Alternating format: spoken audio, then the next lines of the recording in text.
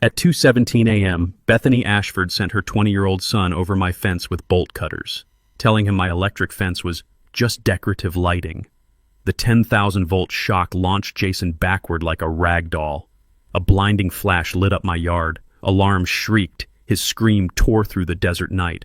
By the time I ran outside, Jason was on the ground convulsing, and Bethany was frantically checking on him while still clutching the papers she'd planned to plant on my property. All of this started because my disabled daughter needed a wheelchair ramp, and this woman decided that meant we should lose our home.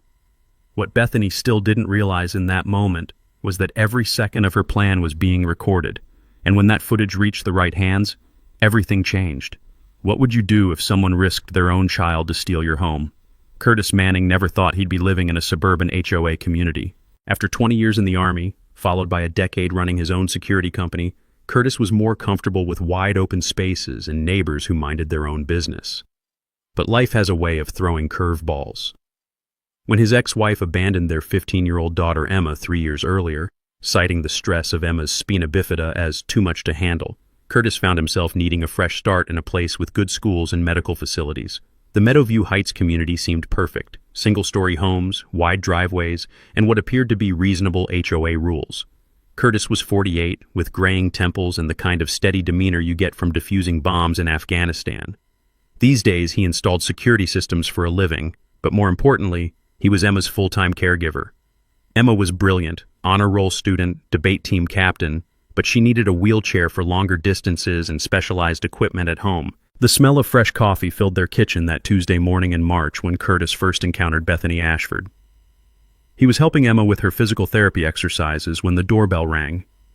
Through the peephole, he saw a woman in her 50s with perfectly coiffed blonde hair and a clipboard that screamed trouble. "Mr. Manning, I'm Bethany Ashford, chair of the Architectural Review Committee." Her voice had that sugary, sweet tone that immediately put Curtis on alert. "I need to discuss some violations with your property." Curtis opened the door, noting how her eyes immediately went to Emma's wheelchair ramp, a beautiful piece of cedar construction that blended seamlessly with the house's design. He'd built it himself, complete with proper permits and county approval. "What violations would those be, ma'am?" Bethany's smile tightened. This ramp wasn't approved by the committee. "It's a significant structural modification that affects the neighborhood's aesthetic standards." She handed him a citation. "That's a $500 fine, with additional daily penalties until it's removed." Curtis felt that familiar tingle at the base of his skull, the same one he'd gotten right before IEDs went off in Kandahar. Emma wheeled up beside him, and he could see the worry in her eyes. "I have all the permits," Curtis said calmly. "County Building Department, ADA compliance certification, HOA architectural approval from when I submitted the plans 8 months ago." "Those approvals are insufficient," Bethany said, not even glancing at the paperwork Curtis retrieved from his filing cabinet. "The current board has updated our standards. You have 30 days to remove the structure or face escalating fines." The crisp sound of papers shuffling filled the awkward silence as Curtis organized his documentation. The scent of Bethany's overpowering perfume, something floral and expensive, made his nose twitch. After Bethany left, Curtis did what any good soldier does. He researched his enemy. Meadowview Heights had 847 homes and a board of 5 members. Bethany had been chair for 3 years, during which property values had risen dramatically. Too dramatically. Curtis started noticing a pattern in the HOA meeting minutes. Certain homeowners, mostly elderly or those with disabilities, faced repeated citations while others seemed immune. He spent hours poring over county records, HOA financial statements, and architectural approval logs. The more he dug, the more questions emerged. Why were some modifications approved in days while others languished for months? Why did certain contractors seem to get preferential treatment? And why did Bethany's own property have several unpermitted additions that somehow never appeared on violation lists? Emma found him that night hunched over his laptop, scrolling through public records. The blue glow of the screen reflected off her concerned face as she wheeled into his home office. "Dad, are we going to have to move again?" Curtis looked at his daughter, remembering the 4 schools she'd already attended because of their family upheaval. Her medical equipment hummed softly in the background, machines that kept her mobile and independent. "Not if I can help it, kiddo. Sometimes people need to be reminded that just because you have a little power doesn't mean you can push people around." What Curtis didn't know yet was that Bethany's power grab went far beyond petty HOA politics. She was running something much more profitable and much more illegal. But Curtis Manning hadn't survived 2 tours in Afghanistan by backing down from bullies. The next morning, Curtis installed his first security camera. Within a week of installing security cameras around his property, Curtis caught his first break. The high-definition footage showed Bethany trespassing on his property at 6:47 a.m. on a Thursday, using her phone to photograph Emma's therapy equipment in their backyard. She spent nearly 20 minutes measuring distances and taking notes, clearly trying to find new violations to cite. Curtis had learned a valuable lesson in the military. Documentation beats confrontation every time. So instead of immediately confronting Bethany, he compiled the footage, checked his property boundaries with a surveyor, and prepared his counterattack. The second citation arrived Friday afternoon, hand-delivered by Bethany herself. This time she'd brought backup, a thin man in an ill-fitting suit she introduced as our compliance inspector. "Mr. Manning, this is about your unauthorized storage structure," Bethany announced, pointing to Emma's pool therapy equipment. The heated therapy pool and lift system had been installed by Emma's medical team and was essential for her daily physical therapy. "That's medical equipment," Curtis said evenly, "prescribed by her physician and installed by certified medical equipment specialists." Bethany's fake inspector scribbled notes on his clipboard. "Doesn't matter. Any structure over 4 feet high requires architectural approval. That's a $750 fine, plus $50 daily until removed." Curtis felt the familiar burn of anger in his chest, but he kept his voice steady. "Ma'am, I have documentation showing you photographed this equipment without permission by trespassing on my property. That's a criminal offense in Arizona." For just a moment, Bethany's mask slipped. Curtis caught a flash of something ugly, the look of someone who'd gotten used to people backing down. "I have every right to inspect properties for violations. It's in the HOA covenants." "Actually, it's not." Curtis pulled out a printed copy of the covenants, highlighted and annotated. Section 4.3 clearly states that inspections require 24-hour written notice and can only be conducted from public areas or with homeowner consent. You were in my backyard without permission. The sound of Bethany's high heels clicking on his concrete driveway grew more rapid. A nervous tell Curtis filed away for future reference. "This is intimidation, Mr. Manning. I'm reporting this to the board as harassment." Here's where Curtis played his first card. "Please do. I'd love to discuss my findings with the full board, like how your property has 3 unpermitted additions that somehow never got cited, or how Pinnacle Landscaping gets 90% of HOA maintenance contracts despite not being the lowest bidder." Bethany's inspector suddenly found great interest in his shoes. Curtis had done his homework. Pinnacle Landscaping was owned by Bethany's brother-in-law. "You're making serious accusations," Bethany said, but her voice had lost its authoritative edge. "I'm stating facts, public record facts." Curtis handed her a manila folder. Property records, HOA financial statements, contractor bids, all available through Freedom of Information requests. After they left, Curtis called his neighbor Margaret, a retired paralegal who'd been fighting HOA overreach for months. She arrived within an hour, carrying a box of files and wearing a grin that reminded Curtis of his old sergeant when she'd found enemy positions. "Curtis, you magnificent bastard," Margaret said, sorting through his documentation. "You've stumbled onto something bigger than petty power trips. Look at these patterns." She spread HOA violation records across his kitchen table like a battle map. "See how violations spike right before quarterly board meetings? And how they're always resolved by the same 3 contractors? That's not coincidence, that's coordination." Margaret explained a legal concept Curtis hadn't considered: selective enforcement. When HOA boards apply rules inconsistently, especially targeting specific groups, they create liability for themselves. But more importantly, she'd discovered something else in the financial records. "Bethany's been charging homeowners for pre-violation consultations," Margaret said. "Look at these bank deposits, $500 here, $300 there, all cash payments from residents who mysteriously never get cited after paying up." The pieces clicked into place for Curtis. Bethany wasn't just power-hungry, she was running a protection racket. Pay her consulting fee, and your violations disappear. Refuse, and face escalating fines that could lead to foreclosure. "How many people has she done this to?" Curtis asked. "At least 15 that I can prove. Probably more who paid quietly and never reported it." Margaret's eyes gleamed with the prospect of justice. "Curtis, This isn't just HOA abuse. This is extortion, and it's a felony. Curtis felt something shift inside him, the same calm focus he'd experienced before difficult missions overseas. Bethany had picked the wrong target. She thought she was bullying a single father who'd backed down to protect his daughter. Instead, she'd declared war on someone who knew how to fight back. "Margaret, I'm going to need your help with something, and we're going to need to be very, very careful about how we handle this." The crunch of gravel outside announced another car in his driveway. Through the window, Curtis saw Bethany returning, this time with someone who looked distinctly like a lawyer. Round 2 was about to begin. Bethany's lawyer turned out to be exactly what Curtis expected: expensive suit, patronizing smile, and a briefcase full of legal threats designed to intimidate. What he probably didn't expect was to find Curtis sitting calmly at his kitchen table with Margaret and a stack of evidence that could end Bethany's little empire. "Mr. Manning, I'm attorney Bradley Hutchinson representing the Meadowview Heights HOA," the lawyer announced, settling his considerable bulk into Curtis's patio chair. "We need to resolve this situation before it escalates further." Bethany stood behind him like a general directing troops, her earlier nervousness replaced by smug confidence. Clearly, she thought bringing legal firepower would force Curtis to cave.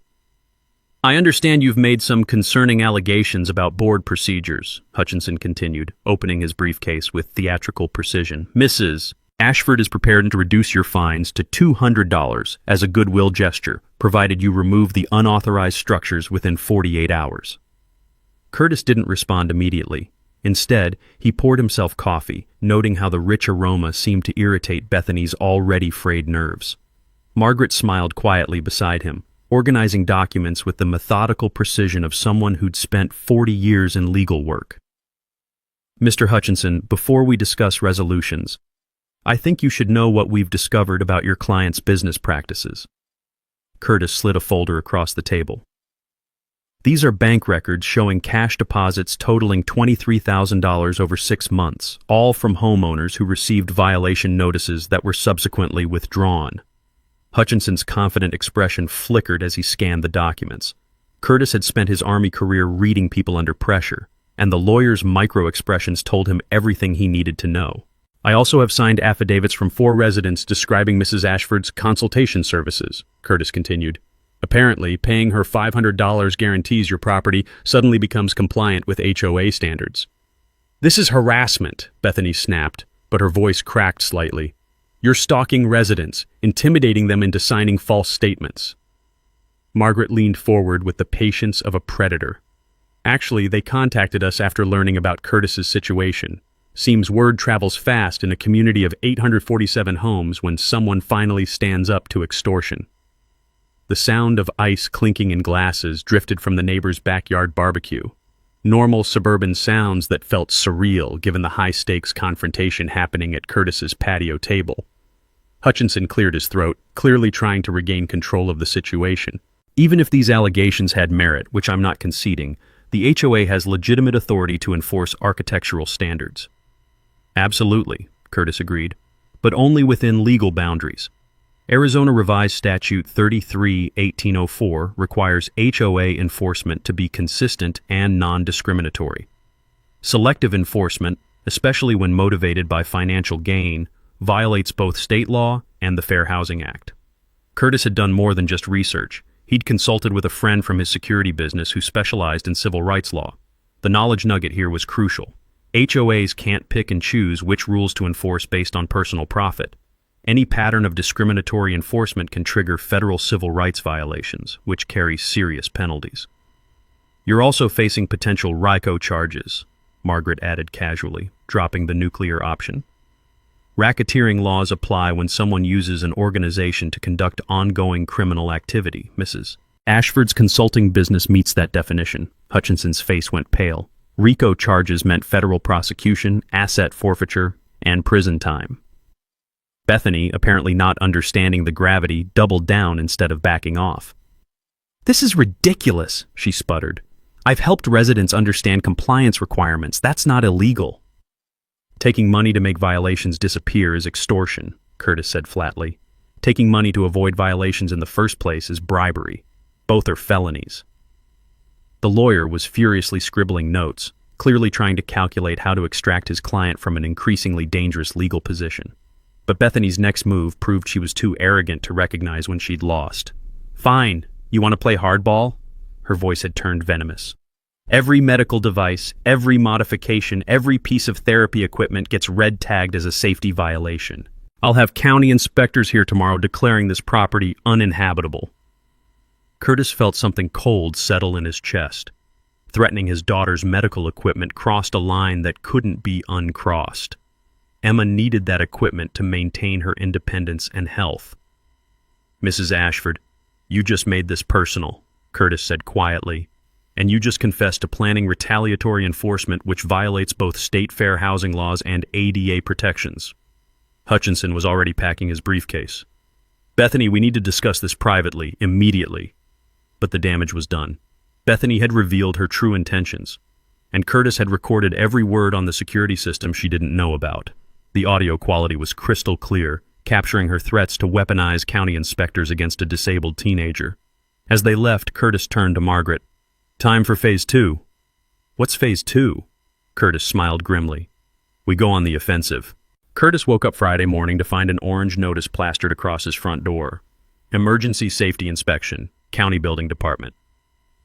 Bethany had made good on her threat, somehow fast-tracking an inspection that typically took weeks to schedule. The notice demanded immediate access to inspect reported safety violations regarding unauthorized medical equipment installations. True to his military training, Curtis had anticipated this move. He'd spent the previous evening calling in favors from his contractor network, ensuring Emma's therapy equipment was not just up to code but exceeded safety requirements by a wide margin. But Bethany's real mistake was underestimating how county bureaucracy actually worked. At 8 a.m. sharp, Inspector Rodriguez arrived, a no-nonsense woman in her 50s who Curtis immediately recognized as a fellow veteran from the Marine Corps decal on her truck. Behind her came Bethany with another man Curtis didn't recognize, someone trying too hard to look official.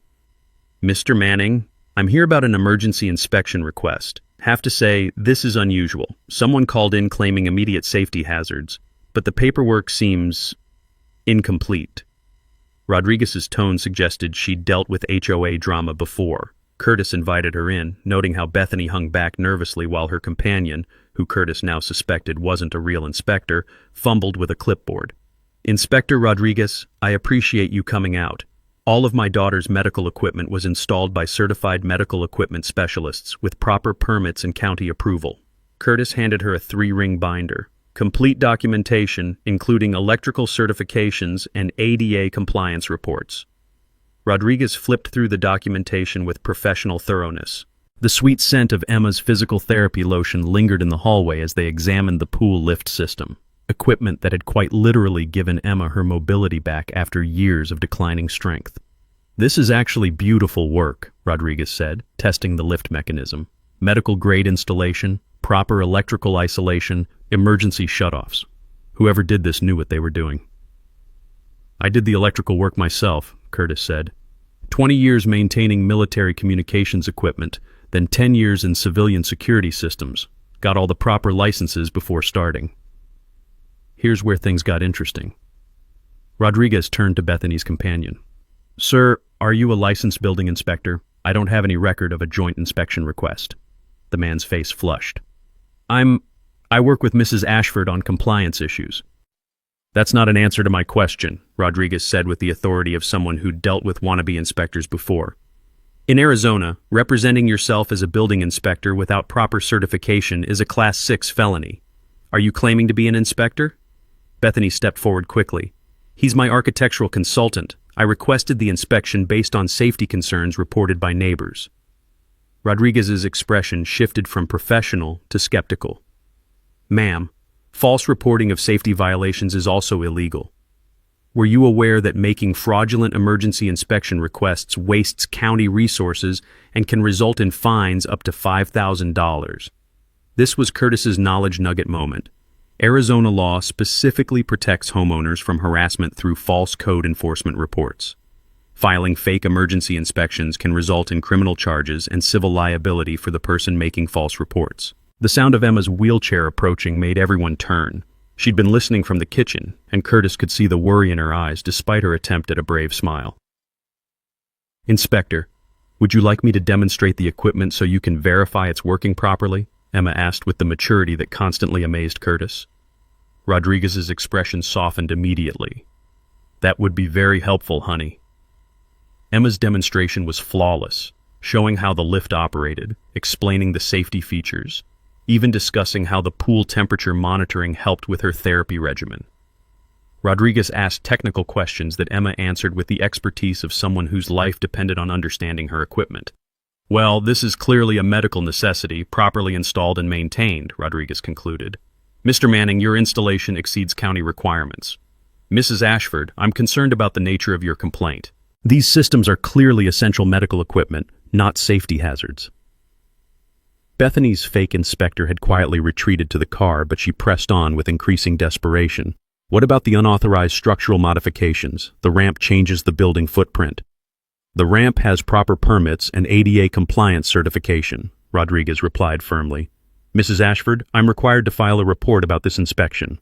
I'll be noting that the emergency request appears to have been made in bad faith, potentially as harassment of a disabled resident. The crunch of gravel under nervous pacing filled the silence as Bethany realized her gambit had backfired spectacularly. Not only had she failed to find violations, she'd created a paper trail of her own misconduct with a county official.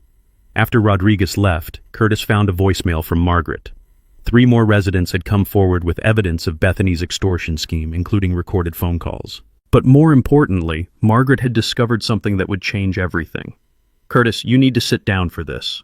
Margaret's voice was excited, but grim. I found Bethany's business license for her consulting company. She's been operating without proper registration, not reporting income, and here's the kicker. She's been billing some homeowners through fake invoices claiming county inspection fees. Curtis smiled grimly. Bethany had just graduated from simple extortion to mail fraud, tax evasion, and impersonating government services. Federal crimes with federal penalties. The war was about to escalate dramatically. Margaret's call came at 11 p.m. on a Tuesday, 3 weeks after the fake inspection incident. Curtis was helping Emma with her math homework when his phone buzzed with a text that simply said, "Get to my house now, bring coffee, you're going to need it." 20 minutes later, Curtis sat in Margaret's cluttered home office, surrounded by boxes of documents, laptop screens, and the kind of controlled chaos that comes from serious investigative work. The smell of fresh printer ink hung in the air as Margaret fed pages through her scanner with methodical precision. "Curtis, remember how I said Bethany was running a simple extortion scheme? I was wrong. This is so much bigger." Margaret's eyes had the gleam of a prosecutor who'd just found the smoking gun. She's not just shaking down homeowners, she's created an entire fake bureaucracy. Margaret spread financial documents across her desk like a general planning an invasion. Bank statements, business registrations, and invoice copies painted a picture that made Curtis's military-trained mind immediately grasp the scope of the operation. "Look at this." Margaret pointed to a series of bank deposits. Bethany registered Meadowview Compliance Services as a legitimate business. But here's where it gets criminal. She's been sending homeowners official-looking invoices for mandatory county compliance inspections at $500 each. Curtis studied the invoices. They looked official, complete with county seals, official-sounding reference numbers, and language designed to make homeowners think they were required government fees. "These aren't real county inspections," Curtis said, understanding immediately. "Exactly. She created fake county inspection requirements, then charged residents to avoid violations that didn't exist. But wait, it gets worse."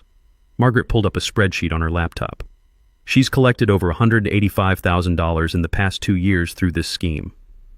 The number hit Curtis like a physical blow. $185,000 stolen from his neighbors through an elaborate con game that preyed on people's fear of government bureaucracy and HOA retaliation. How many people fell for this? 47 homeowners that I can document, mostly elderly residents and people with disabilities who couldn't afford legal fights. Margaret's voice carried the controlled anger of someone who'd spent her career fighting for justice.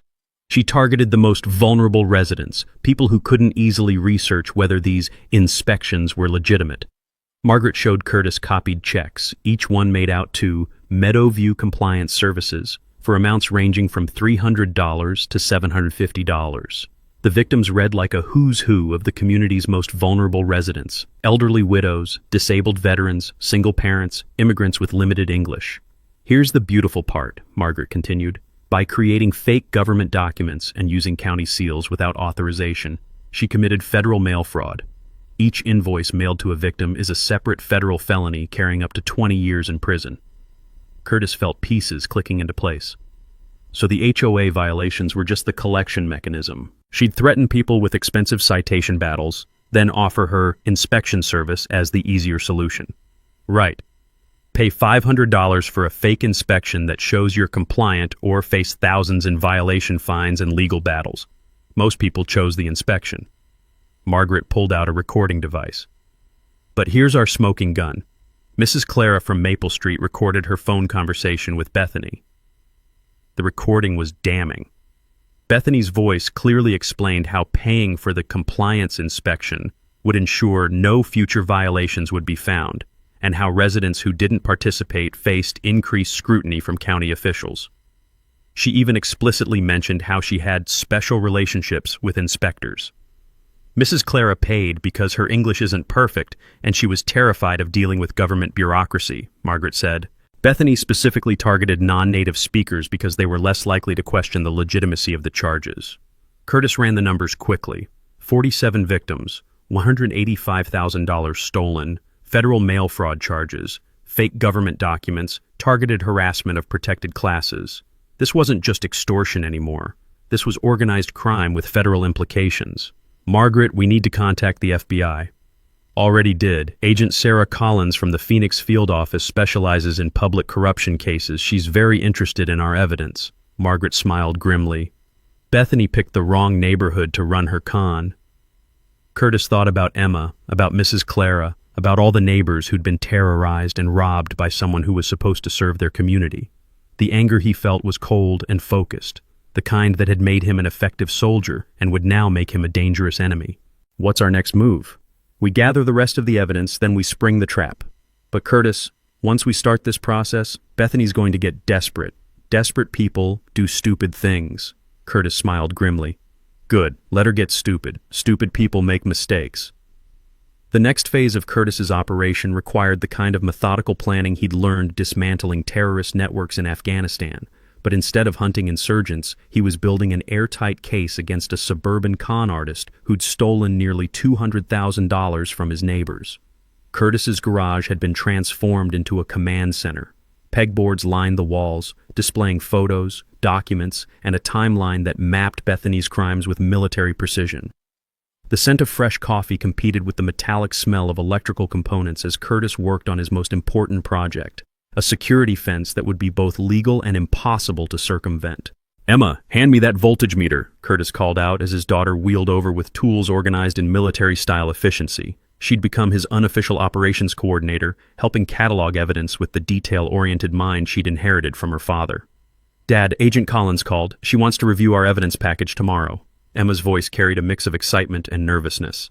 Working with the FBI was serious business, even for a teenager who'd grown up around her father's security work. The fence installation was proceeding exactly as Curtis had planned. Arizona law was crystal clear. Property owners had the right to install security measures on their own land, provided they included proper warning signs and didn't create hazards for emergency services. Curtis's design exceeded all legal requirements while creating something Bethany couldn't ignore or circumvent. The perimeter fence stood 8 feet high, topped with 3 strands of electrified wire carrying 10,000 volts, enough to deliver a memorable shock without causing permanent injury. Warning signs every 6 feet announced danger, high-voltage electric fence, in English and Spanish, with Curtis's contact information for any questions. The beauty of this system, Curtis explained to Margaret as they reviewed the installation, is that it's completely legal and absolutely impossible to disable without specialized equipment. The voltage is non-lethal but unforgettable. Margaret studied the technical specifications Curtis had provided. And you're certain this complies with all local codes? Better than compliant. The electrical work exceeds commercial security standards. Curtis pointed to the control panel. Motion sensors, cameras with infrared capability, and audio recording. Anyone who touches this fence gets documented from 6 different angles. Here's the key knowledge nugget Curtis had learned from his security business. Arizona's purple paint law allows property owners to mark their boundaries with purple paint instead of no trespassing signs. Combined with proper electric fence warning signs, This creates an ironclad legal defense against trespassing claims. Translation: if someone gets shocked by a properly marked electric fence on private property, they have zero legal recourse for damages. The fence served multiple purposes beyond security. Its placement carefully encompassed the utility easement area where Bethany's fake inspectors had been trespassing, the backyard where she'd been photographing Emma's equipment, and the side yard where HOA violations were typically measured. Anyone attempting to conduct unauthorized inspections would have to breach obvious security barriers. Curtis had also been busy building alliances. The 47 victims of Bethany's scam had formed an informal coalition, sharing evidence and coordinating their responses. Mrs. Clara had become an unexpected leader, her broken English hiding a steel determination to see justice served. Many of us, we think HOA problems normal, Mrs. Clara had explained during one of their kitchen table meetings. In my country, officials take money all the time. Here's supposed to be different. We fight back now. Agent Collins had been impressed by the quality of evidence Curtis's group had compiled. Bank records, recorded phone calls, fake invoices, witness statements, enough material to build multiple federal cases. But she'd also warned them about the dangers of pursuing someone facing serious criminal charges. People get unpredictable when they realize they're looking at 20 years in federal prison, Collins had said. Mrs. Ashford might try to destroy evidence, intimidate witnesses, or even flee. You need to be prepared for escalation. Curtis's military experience had taught him that preparation meant anticipating every possible enemy response. He'd installed additional security cameras, created backup copies of all evidence stored in multiple locations, and established communication protocols with other victims. The financial aspect was equally important. Curtis had consulted with a civil rights attorney who specialized in HOA abuse cases. The lawyer explained how Bethany's selective enforcement created liability for both her personally and the HOA board that had enabled her actions.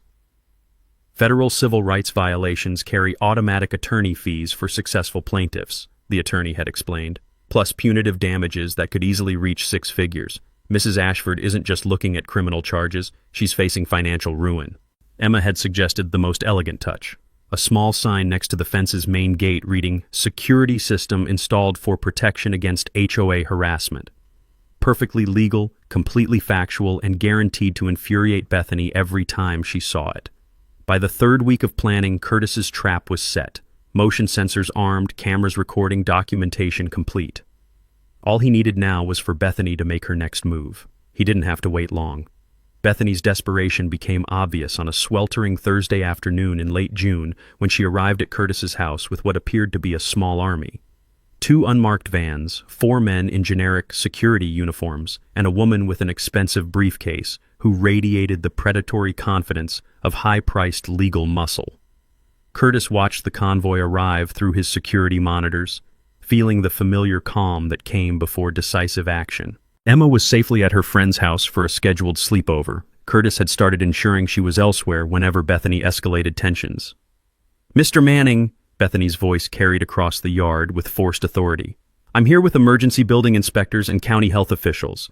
Your illegal modifications have been reported as creating neighborhood health hazards." Curtis stepped onto his front porch, noting immediately that none of Bethany's officials carried proper identification, county vehicles, or legitimate inspection equipment. The acrid smell of diesel fumes from the idling vans mixed with the desert heat, creating an atmosphere of manufactured urgency. "Ma'am, I'll need to see county identification and inspection warrants before anyone enters my property," Curtis replied calmly, his phone already recording video. The woman with the briefcase stepped forward. "I'm attorney Victoria Clara, yes, relation to your neighbor, representing Meadowview Compliance Services. We have documented health violations that require immediate inspection." Curtis almost smiled at the audacity. Bethany had hired Mrs. Clara's daughter to intimidate the same woman she'd been extorting. The family connection was supposed to create psychological pressure, but it actually confirmed how desperate Bethany had become.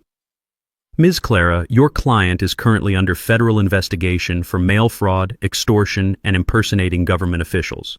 I'd strongly advise you to research your client's background before proceeding." The lawyer's confident expression flickered slightly. Clearly, Bethany hadn't mentioned the federal investigation when retaining counsel. "These men need access to inspect your electrical modifications," one of the fake inspectors announced, pointing toward the fence.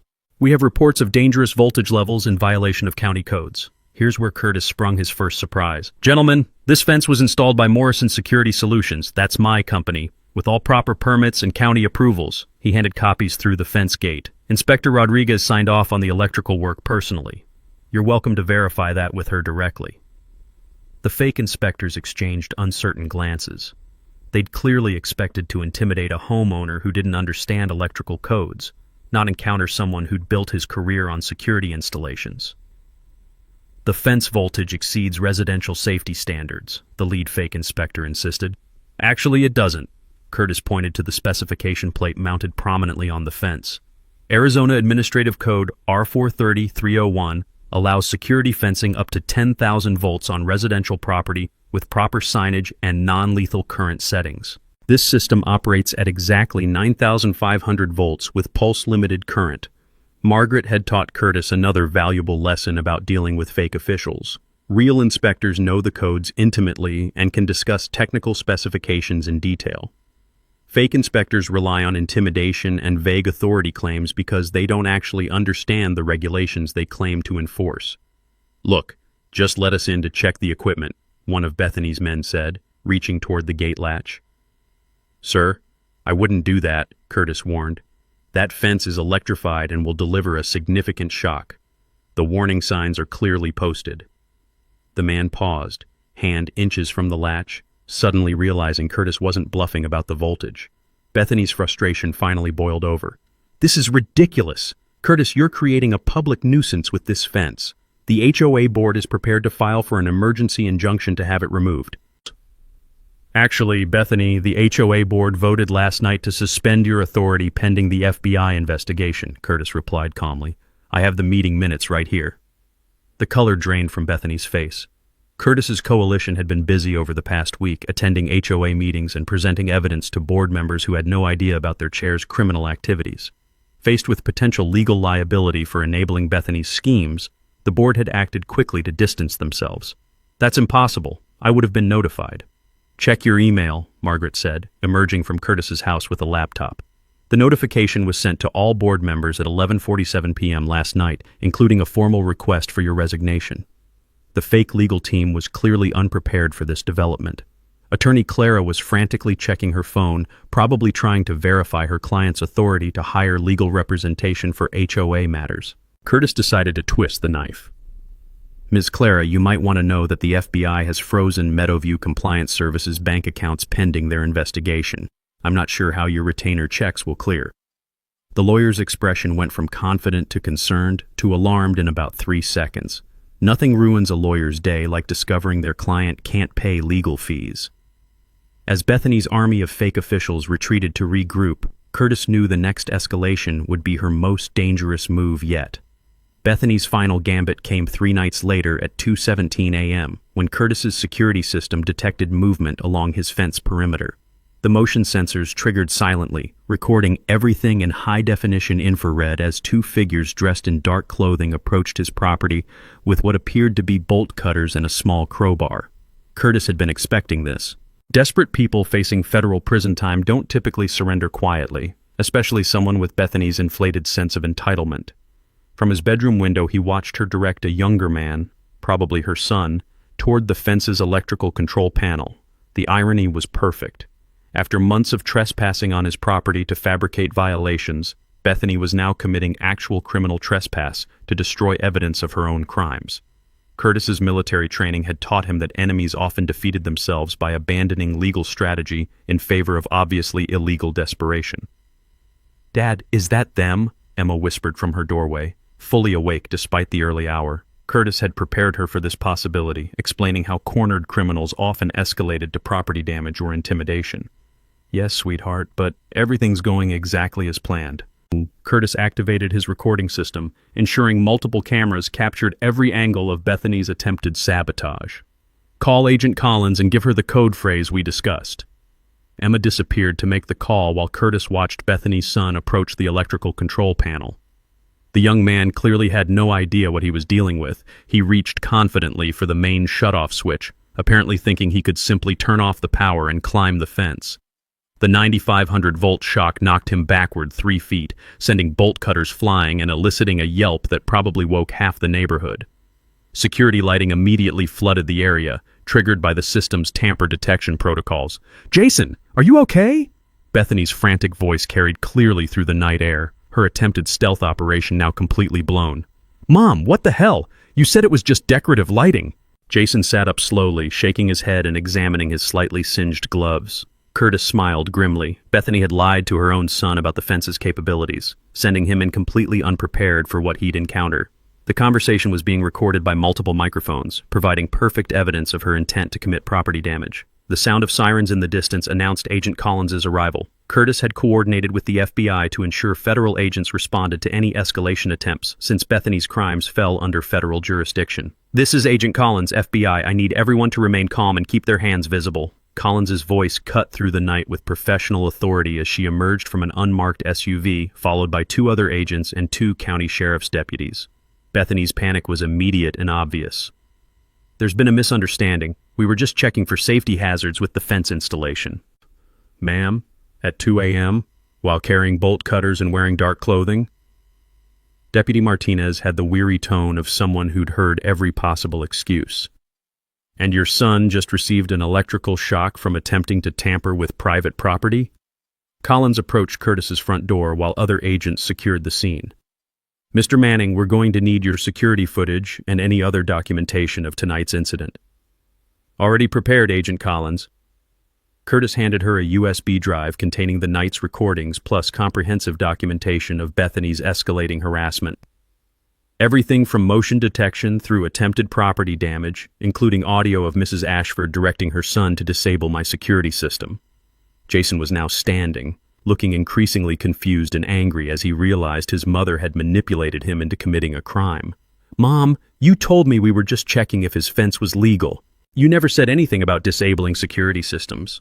"Shut up, Jason," Bethany hissed, finally revealing the ugly personality she'd hidden behind suburban pleasantries.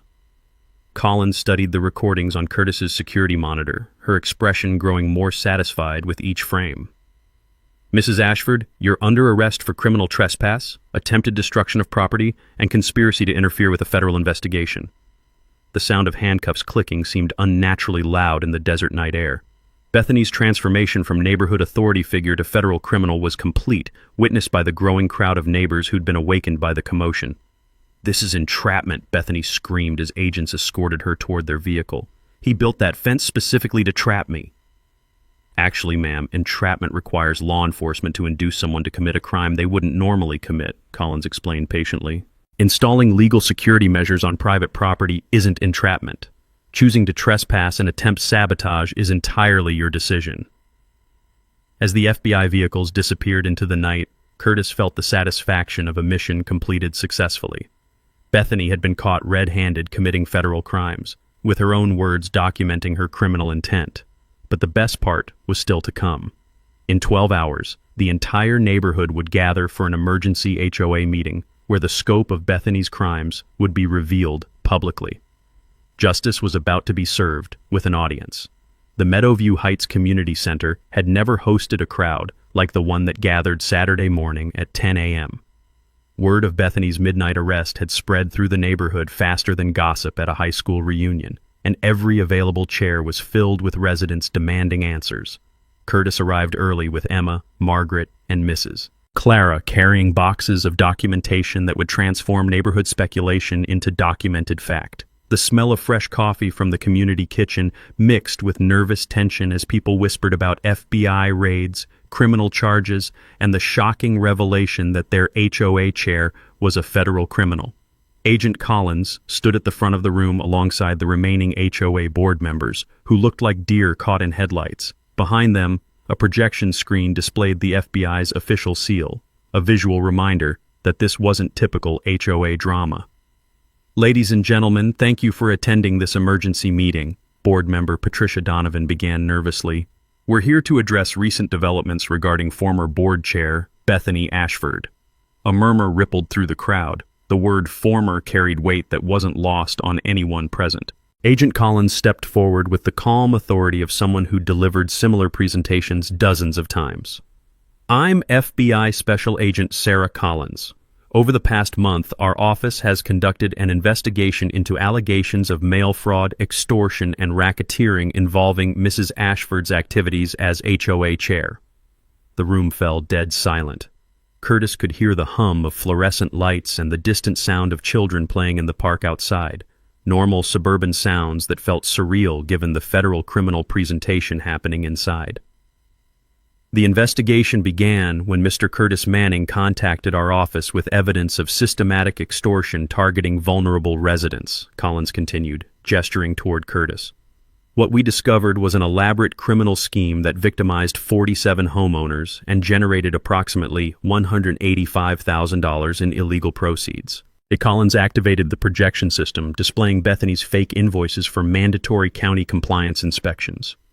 The forged county seals and official-sounding language looked even more obviously fraudulent when projected on a large screen. Mrs. Ashford created a fake business entity called Meadowview Compliance Services and used official HOA letterhead to convince residents they needed to pay for government inspections that didn't exist, Collins explained. She specifically targeted elderly residents, disabled homeowners, and non-native English speakers who were less likely to question the legitimacy of these charges. Mrs. Clara stood up slowly, her voice trembling but determined. I pay $500 because I scared of government trouble. My English not perfect, so I believe when official-looking papers say I must pay for inspection. She know I afraid, and she take advantage. The emotional impact was immediate and powerful. Curtis watched neighbors who'd remained silent about their own victimization finally understand they weren't alone. Hands began raising around the room as other residents prepared to share similar experiences. Mr. Thompson on Oak Street, what about your experience? Margaret called out, recognizing another documented victim. She told me my rose garden needed a $750 compliance inspection or the county would fine me $5,000, Thompson said angrily. I paid because I couldn't afford a legal battle. Never occurred to me it was all fake. Collins continued her presentation with the methodical precision of someone building a federal case. The evidence includes recorded phone calls, bank records, forged government documents, and surveillance footage. Last night, Mrs. Ashford was arrested attempting to destroy evidence by sabotaging Mr. Manning's security system. The crowd's murmur grew louder as people processed the scope of Bethany's criminality. This wasn't just HOA overreach, it was organized crime that had operated in their neighborhood for over 2 years. What happens to our money? Called out Mrs. Rodriguez from the back row. Asset forfeiture laws allow us to recover proceeds from criminal activity, Collins replied. Mrs. Ashford's assets, including her house and bank accounts, will be liquidated to provide restitution to victims. We expect full recovery of stolen funds plus additional damages. Curtis stood to address the crowd, feeling the weight of 47 families who'd trusted him to seek justice. Folks, this started because Bethany tried to force my disabled daughter and me out of our home through fake violations and extortion. But it became about something bigger, making sure no one else gets victimized by people who abuse positions of trust. Emma wheeled forward, her young voice carrying remarkable strength. My dad taught me that standing up to bullies isn't just about protecting yourself. It's about protecting everyone who can't fight back.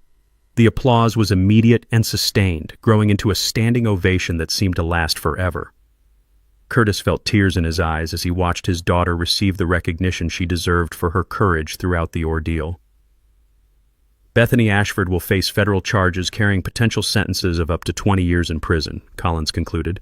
Her criminal scheme is over, and your community is safe. As neighbors lined up to thank Curtis and share their own stories, he realized justice felt even better than revenge. 6 months later, Curtis Manning stood in his backyard watching Emma demonstrate her therapy pool to a group of visiting veterans' families. The morning sun reflected off the water's surface as she explained how the resistance exercises helped maintain her strength and mobility, the same equipment Bethany had tried to force them to remove. The legal aftermath had unfolded exactly as Agent Collins predicted. Bethany pleaded guilty to 14 federal felony counts, including mail fraud, extortion, racketeering, and tax evasion. The judge sentenced her to 12 years in federal prison and ordered her to pay $247,000 in restitution, the $185,000 she'd stolen plus additional damages and penalties. Her house had been sold at auction to satisfy the restitution order, with every victimized resident receiving full compensation plus interest. Mrs. Clara had used her settlement to take English classes at the community college, determined that language barriers would never again make her vulnerable to con artists. The HOA had undergone complete restructuring under court supervision. New bylaws required financial transparency, prohibited selective enforcement, and established an independent oversight committee with rotating membership. Most importantly, they'd hired a professional management company with fiduciary insurance and federal compliance expertise. "Dad, Mrs. Rodriguez wants to know if you can install a security system like ours," Emma called out from the pool. "Her family's moving into the Ashford house next month and she wants to feel safe." Curtis smiled, wiping his hands on his work shirt. His security business had exploded after word spread about his successful defense against HOA harassment. Veterans' families, elderly residents, and immigrant communities throughout Phoenix were hiring Morrison Security Solutions to protect their homes and their rights.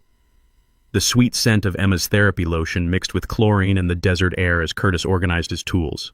Every morning brought calls from homeowners facing similar situations: HOA abuse, neighbor harassment, or property rights violations. Curtis had become something of a local legend, the guy who'd taken down a federal criminal and protected his community. Margaret had channeled her paralegal expertise into founding the Arizona HOA Abuse Prevention Network, providing free legal resources and advocacy for residents facing harassment. The organization had already helped dozens of families challenge improper fines, selective enforcement, and discriminatory practices.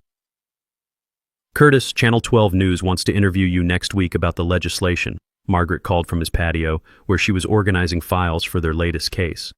The state legislature was considering the Ashford Act, new laws strengthening penalties for HOA fraud and creating stronger protections for disabled residents.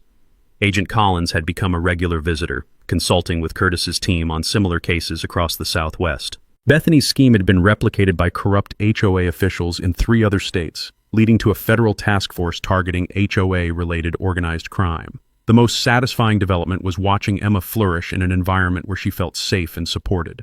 Her confidence had grown tremendously since the ordeal ended, and she'd become an advocate for disability rights in her high school. The debate team trophy on Curtis's mantle reminded him daily that his daughter was thriving despite, or perhaps because of, the challenges they'd overcome together. "Mr. Manning?" A new voice interrupted his thoughts. A young mother with tired eyes stood at his gate with a folder of papers. "I'm Sarah Kim from Sunset Ridge HOA. My neighbor said you might be able to help. Our board is trying to force us to remove my son's autism swing set, and they're threatening foreclosure." Curtis felt the familiar stirring of controlled anger. Somewhere in the valley, another family was being terrorized by petty tyrants who thought a clipboard gave them the right to destroy lives. But now Curtis had resources, experience, and a network of allies ready to fight back. "Come on in, Mrs. Kim. Let's take a look at what they've sent you." Curtis opened his gate, noting how the woman's shoulders relaxed slightly when she saw Emma's therapy equipment and the American flag flying next to Curtis's "Protected by Morrison Security" sign. Emma wheeled over from the pool, water still dripping from her exercise session. "Mrs. Kim, my dad's really good at dealing with bullies, and we know some FBI agents if things get really bad." As Curtis settled into another battle for justice, he reflected on how far they'd come. Emma had her safety and stability. The neighborhood had learned that corruption could be defeated by ordinary people willing to document evidence and work together.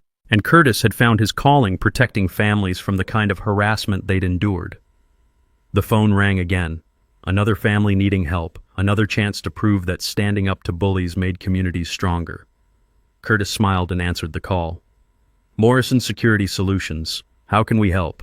Thanks for hanging out with us on HOA Stories, where the HOA Karens meet their match. If this story had you cheering or cringing, go ahead and like the video, drop a comment with your reaction, and hit subscribe so you're ready for the next wild HOA tale.